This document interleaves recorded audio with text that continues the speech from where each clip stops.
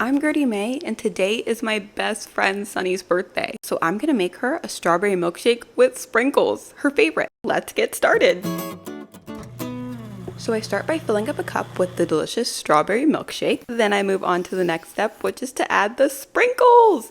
Of course, I have to use multicolored sprinkles because it's a special occasion. Now the final step, add the straw, and we are all done. I'm so excited. Let's go grab Sunny and see if she likes it.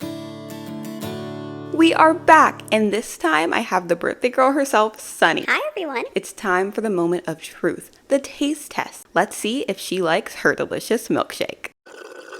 That's delicious. I have to give it 5 stars. Thanks, Gertie. No problem. Happy birthday. And that's all for this Milkshake Monday. I'm so glad that Sunny liked her birthday strawberry milkshake. Don't forget to join us next week for a new adventure. Subscribe!